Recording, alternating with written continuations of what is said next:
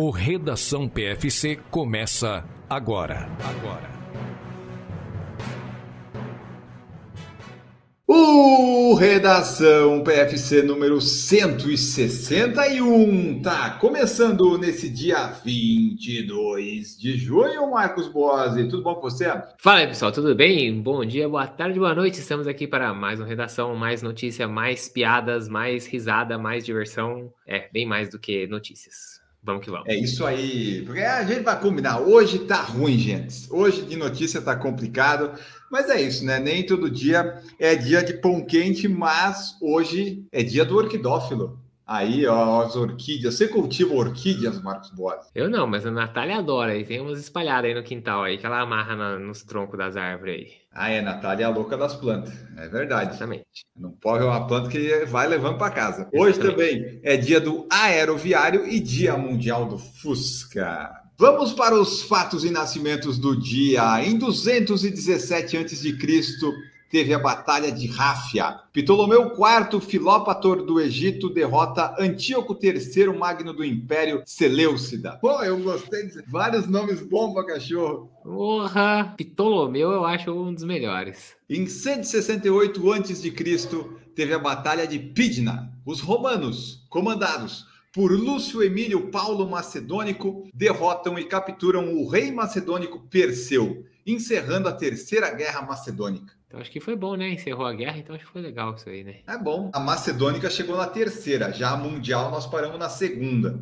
Esperamos que assim continue, né? Como é que é aquela frase? Eu não sei como será a Terceira Guerra Mundial, mas a quarta será com paus e pedras. Não é uma frase assim que está na internet? Nunca tinha escutado, mas agora eu vou ficar pensando a respeito disso conforme você fala as próximas datas aí. Procura aí no Google para você confirmar enquanto eu vou lendo as outras notícias aí. Procura aí, Marcos Boss. Você vai ver como eu estou certo na minha cultura inútil. Essa frase que você disse, Enio Augusto, é uma frase do Sr. Albert Einstein. Olha aí, eu citando Einstein. Que coisa chique. Exatamente. Ele disse o seguinte: não sei como será a Terceira Guerra Mundial, mas sei como será a quarta, com pedras e paus. E aí, né, fui ver o que ele quis dizer com isso, né? Fui buscar uma interpretação de texto aí de alguém, né? E tem isso? Tem. Segundo o que eu encontrei aqui, ele se referia ao avanço da tecnologia, cujo alcance é ainda um ponto cego, e sua capacidade de destruição. Você sabe o que a mulher do Einstein falava quando via ele pelado? Que físico. E lembrei agora, Marcos Boas, não tem nada a ver com isso, mas nos perguntaram sobre a laranja, porque eu perguntei se você gostava de laranja e você não respondeu e o pessoal ficou esperando o punch da piada. Vamos lá, vai, manda. Você que fez a piada, você que termina de contar ela, então, vai. Você gosta de laranja, Marcos Boas? Ah, eu gosto. Então vou dar um saco para você chupar. Vou dar um saco para você chupar depois. Mas eu posso levar esse saco no passeio? Qual passeio, Marcos Boss? Passeio sua cara?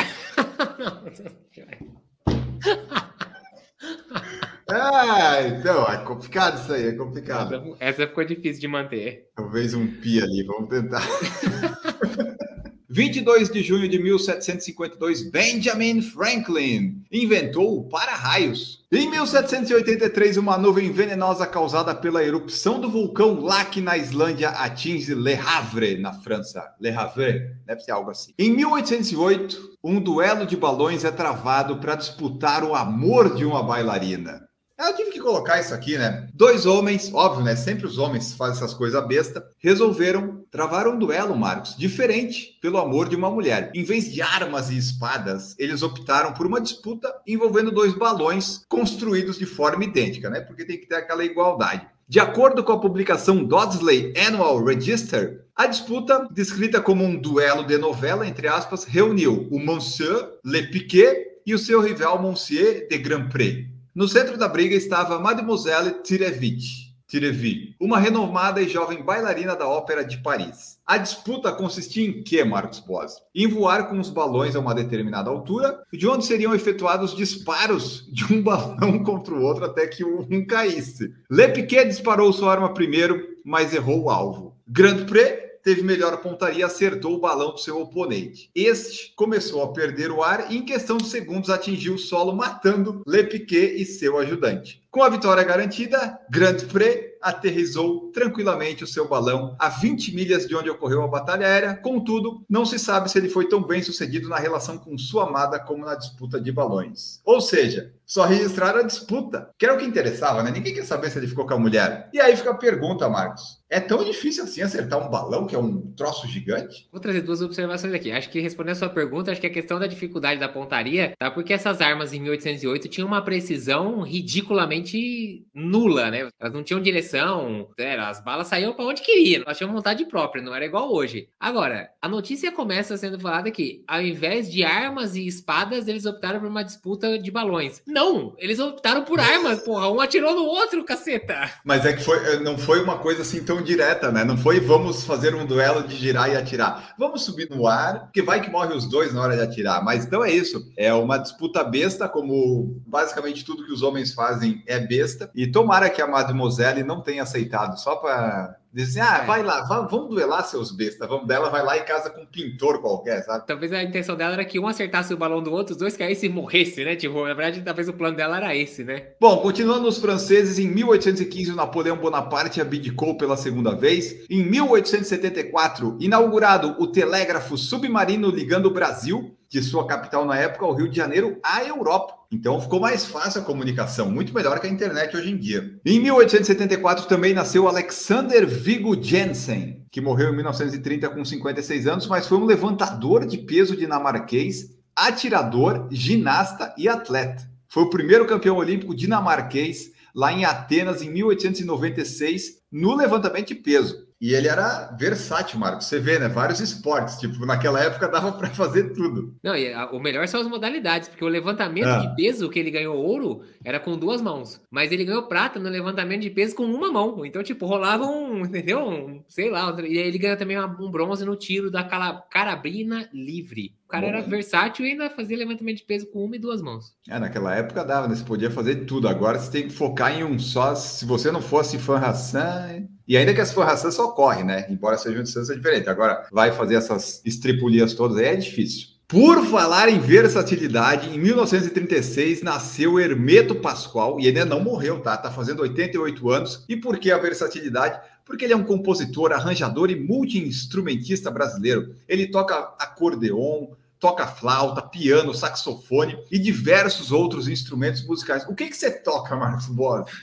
Toca as cachorras de dentro de casa quando é de noite para dormir no quintal. Eu acho que nem isso eu consigo fazer. Mas enfim, você que está nos ouvindo aí, diz o que você toca atualmente, se você já tocou alguma coisa na sua vida. Em 1949 nasceu Mary Louise Streep, mais conhecida como Meryl Streep, atriz norte-americana, fazendo 75 anos, ganhou aí diversos prêmios no cinema. Em 1953, Cynthia Ann Stephanie Lauper Thornton nasceu em Nova York. Cyndi Lauper, cantora, compositora e atriz norte-americana que já ganhou Grammy, Emmy e Tony Awards. Ela está fazendo 71 anos. A música mais famosa dela é aquela, né? Girls Just Wanna Have Fun. Em 1974 nasceu a Joelma da Silva Mendes. Cantora, dançarina, coreógrafa, compositora e empresária brasileira. Está fazendo 50 anos. E dela, você sabe alguma música aí pra você cantar pra gente, escutar essa vez? Não. Felizmente não.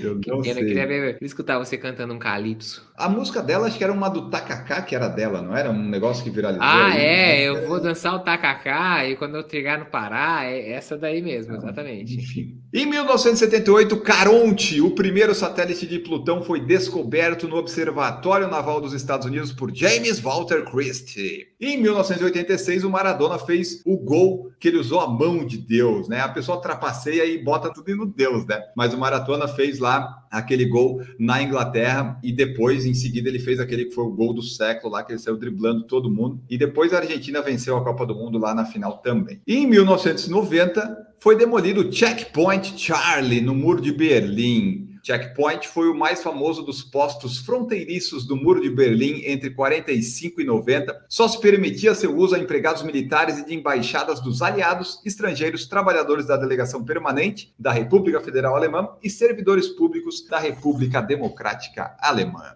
Eu fui nesse lugar aí onde existiu o Checkpoint Charlie, né? Que ele foi demolido, mas ele ainda é um lugar turístico lá em Berlim. E rolou uma vez uma tensão aí que uns caras lá dos Estados Unidos foram fazer a travessia. Os caras apontaram a arma pra eles. Foi um troço meio tenso uma vez. Lá tem toda uma história nesse Checkpoint Charlie aí. Porque a galera que era da ocidental podia passar para oriental, né? Eles tinham um passaporte, eles podiam ir e voltar, não tinha problema. Quem não podia ir era o pessoal da oriental, né? Sempre assim, o do bom você pode ir pro ruim, porque você não vai querer ficar lá. Agora, do lado ruim, eles não deixavam você ir pro lado bom, porque senão você não ia querer voltar nunca mais. E não se esqueça dos nossos cupons. Maratona de Floripa, se tiver inscrição ainda, é PFC 10, mas o limite técnico estava para ser atingido. Tem Track and Field Run Series PFC 10, que eu vou participar esse fim de semana da Marketplace, e do Shopping Eldorado, dia 21 de julho, eu e o Marcos Boas estaremos correndo também. E vai ter também Live Run XP PFC 15 e Foco Radical PFC 10.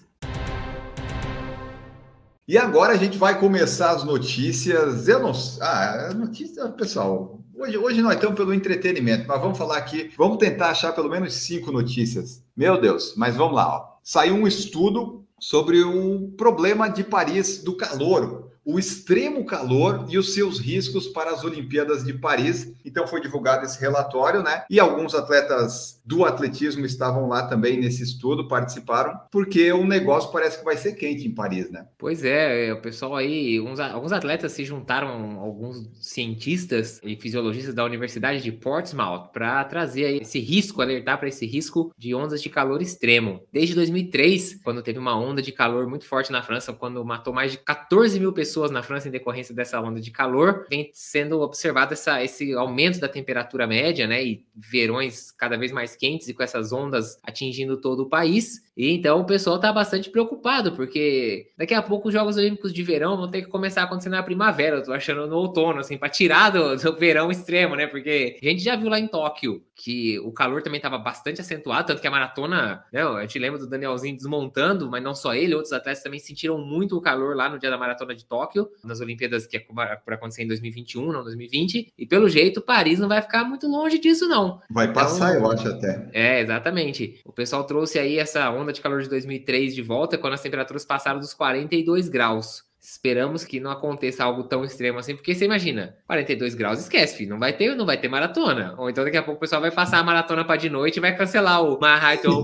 Tour lá e vai falar, ó, não vai ter mais pro público não, vai ser uns atletas que vão correr à noite mesmo, né? Porque, meu Deus do céu, o negócio não tá bonito não. O pessoal se preparando aí, porque também, além de tudo, a gente trouxe na semana passada que o Comitê Olímpico não instalou ar-condicionado na Vila Olímpica, né? Porque disse, não, temos aqui todo um sistema sustentável e tudo mais. E aí vai vir ainda uma onda de calor. Olha que beleza, como a sustentabilidade tá acabando com os Jogos Olímpicos também. É, você vê, os Jogos de Inverno daqui a pouco já não vai mais ter jogo de inverno também, tá difícil achar lugar onde tem neve para fazer os Jogos de Inverno, tá complicado o negócio aí. Nós, na prática, conseguimos confirmar. Nós estamos em 22 de junho, Marcos. Eu quase não usei calça esse ano, mas eu uso shorts, tá, pessoal? Não é que eu tô pelado. Mas, assim, não tá frio. Fez 2, 3 dias de frio. Em junho, era para eu estar aqui gravando com touquinha. Lembra quando a gente fez o vídeo da live de Porto Alegre? Que eu e você tava com luva, com touca, porque tava frio? Cadê o frio, Jean? Não assim, a temperatura na parte da manhã e na noite dá uma caída, mas durante o dia bate 30 graus de novo aqui, assim, é um troço inacreditável. Então é isso. Boa sorte para você que estará em Paris nos Jogos Olímpicos.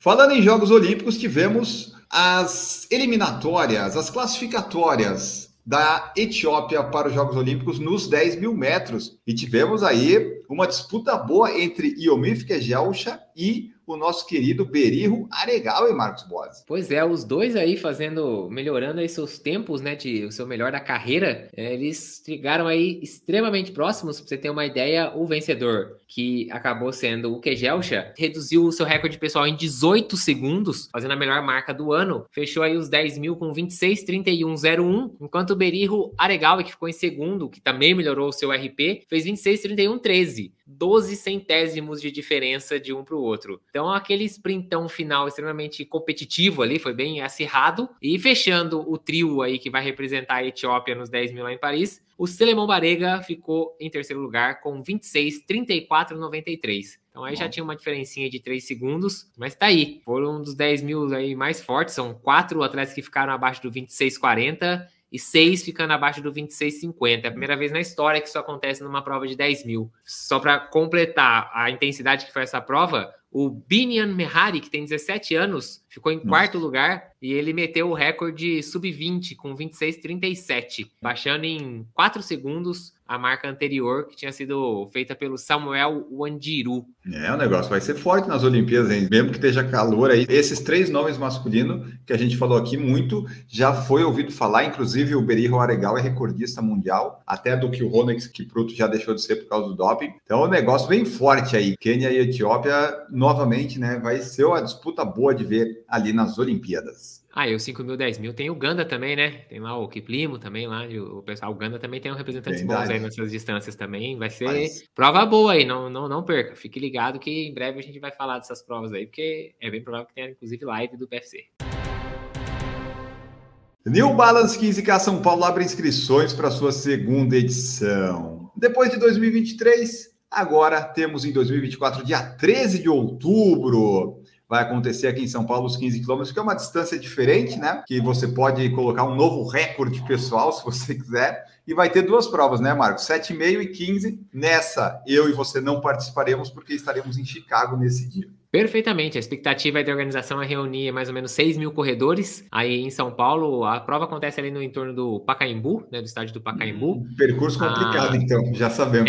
Já sabemos que não é muito fácil não, né, a arena fica ali na Praça Charles Miller, então quer dizer que você vai chegar subindo, porque você vai provavelmente voltar pela Avenida Pacaembu, né, geralmente ali é o que acontece, e a gente sabe que a Pacaembu é uma subidinha. Então, se você quiser se inscrever, corre lá, que o primeiro lote é R$119 a inscrição, depois esse preço vai subir e vai chegar inclusive a R$169. Então, corre lá, paga mais barato, pega R$50 aí de diferença, que aí o kitzinho vem com mochila, camiseta, meia, número de peito, a medalha também. Então, kitzinho completo, New Balance, deve ter alguma ação depois para você comprar alguma coisa no site ainda com desconto, como geralmente são as provas que são patrocinadas pelas grandes marcas. E a New Balance fazendo aí a segunda prova dela no ano, já teve o 42K lá em Porto Alegre em abril, e agora em São Paulo, outubro, vai acontecer essa etapa aí com 7,5 e 15 quilômetros. Eu gosto da ideia dos 15 quilômetros, principalmente se a pessoa estiver treinando por uma meia assim, né? Ou se quiser fazer um 15 quilômetros forte, eu gosto dessa ideia aí. Então, se você quiser se inscrever, procure aí pela New Balance 15K São Paulo.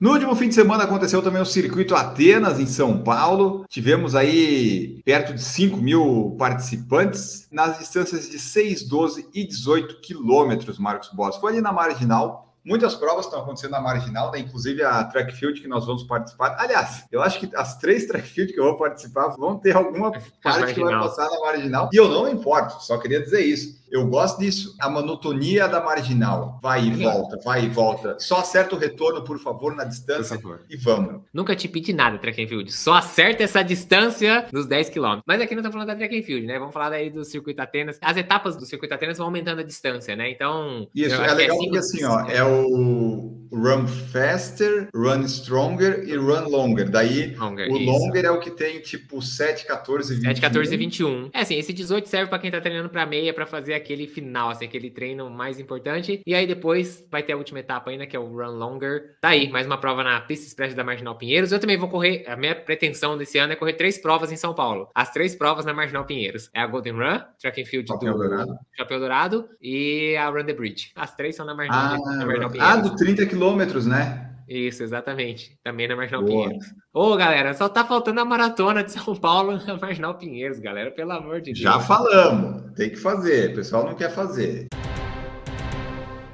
Corrida do Bob Esponja vai acontecer no Parque Vila Lobos em outubro. Lula Molusco. Inscrições já estão abertas em parceria com a Paramount. São Paulo vai ter uma corrida temática aí no dia 26 de outubro, 5 km de corrida e 2 de caminhada. O evento vai celebrar os 25 anos do personagem icônico que é o Bob Esponja. E as inscrições estão lá no corridadobobesponja.com.br. Inscreva-se, veja o kit que você quer. A gente já vai estar de volta já, hein, Augusto? O que você acha da gente ir fantasiado de Bob Esponja e Lula Molusco ou Patrick Estrela? Só se derem a inscrição. E a fantasia. Também. Troféu Brasil, maior competição do atletismo brasileiro, vai acontecer no próximo fim de semana, 27 a 30 de junho em São Paulo, lá no Centro de Treinamento Paralímpico Brasileiro. A competição vai marcar o encerramento do prazo para garantir vaga no time Brasil, que vai aos Jogos Olímpicos de Paris. Pois é, e se você quiser acompanhar, tem a transmissão ao vivo lá dos 4 dias de disputa, são 2 etapas por dia, então tem de manhã e de tarde, vai acontecer no YouTube do Time Brasil e também no canal Olímpico, tá? Então, uma transmissão aberta aí, se você quiser assistir, é só ficar ligado lá no YouTube. Isso aí. Lembrando que o atletismo nas Olimpíadas é de 1º a 11 de agosto. Atleta comemora antes da linha de chegada é ultrapassada e vira meme. Sim, aconteceu o Campeonato Europeu de Atletismo e lá tinha a marcha atlética e a espanhola Laura Garcia Caro deu probleminha lá, né? Porque ela foi comemorar antes do tempo e ela estava em terceiro, Marcos. E aí ela foi ultrapassada pela ucraniana Lyudmila Olyanovska. E daí assim, né? Se você tá em primeiro e é ultrapassado, ok, é chato, mas você garante uma medalha. E daí ela ficou sem a medalha de bronze. Então, esse que é o pior, né? Porque assim, você perdeu o terceiro lugar, quer dizer que você perdeu o pódio. Tipo assim, você não é mais nada, ninguém vai nem fazer mais a foto, ninguém vai lembrar de porra nenhuma do que você fez. Então, aprendam, pessoas. Se você um dia estiver competindo e estiver para ganhar algo, não comemore antes. Espere passar pela linha de chegada. Aí você extravasa toda a sua alegria, porque senão você pode virar meme. Ela já vinha já ali naquela marchinha ali, né? Já com os bracinhos levantados, ela até mexeu no relógio. De repente aparece a ucraniana, que não entendo absolutamente nada de marcha. Ela tava correndo, ela correu. Pra mim, ela tirou os 2 pés do chão naquele momento. Mas, como eu não entendo porra nenhuma, não sou eu que vou falar que ela fez isso. Os juízes estavam lá e a competição era oficial e tudo mais. Não sou eu que vou julgá-la. Mas que pra mim, a ucraniana tirou os 2 pezinhos do chão ali pra ultrapassar a espanhola, tirou. Mas tá aí. A Lyudmila ficou com o bronze, enquanto isso, a espanhola ficou chupando o dedo.